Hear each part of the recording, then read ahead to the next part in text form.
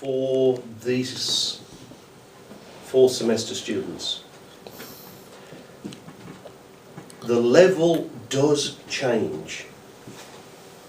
So when they walk through the doors,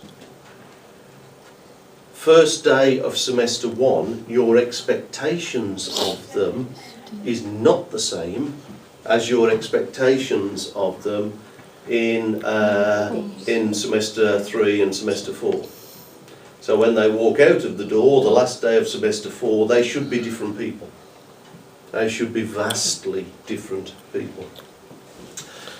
So a part of the skill that it takes time, a long time, to learn, is to write assignments that are always hard, but each one's a little bit harder.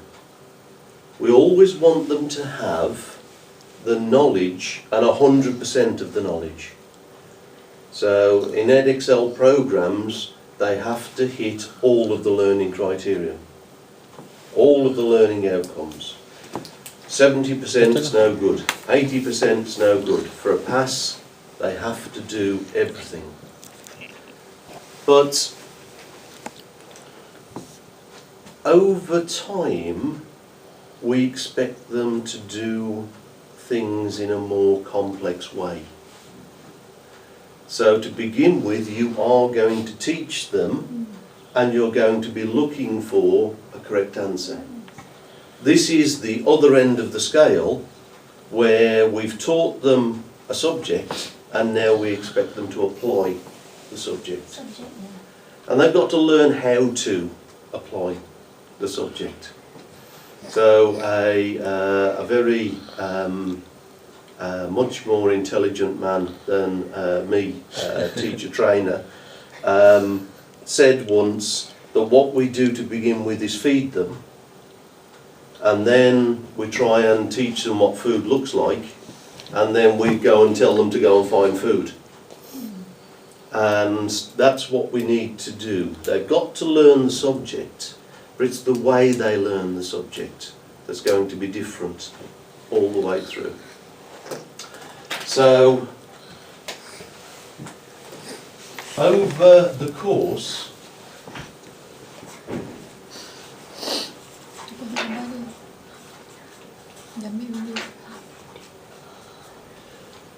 the level of higher learning skills that the students are using, it will change.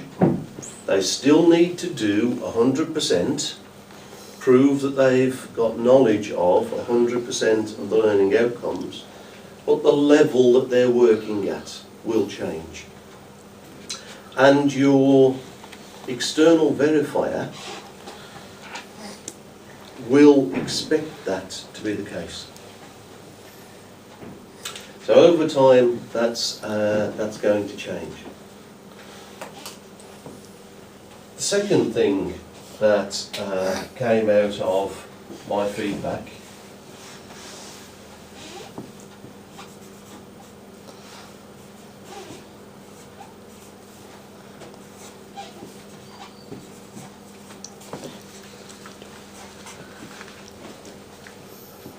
one of the things that I'm trying to teach my students here, as well as assess them, is a method of working. So because Rossani is extremely experienced, she's looked at it and said, well, what they'll do in week 1 is this, and what they'll do in week 2 is this, and what they'll do in week 3 is this. If I'm preparing them to do a project and expecting them to work independently when I do a project, they are going to waste a lot of time in this. Because, and it's deliberate, the fact that it's an integrated assignment, and we'll talk about whether you want to use those or not in your centres in a little while. The reason that it's an integrated assignment is that it's asking them to use a single scenario to do a number of things. And as they do a number of things, it's going to change. So they will probably want to sit down and start doing CAD drawings. They shouldn't.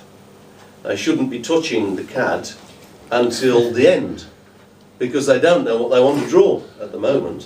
What they want is a pad full of blank paper and a pencil and a very big eraser, so that they can sketch it out and see whether it will work.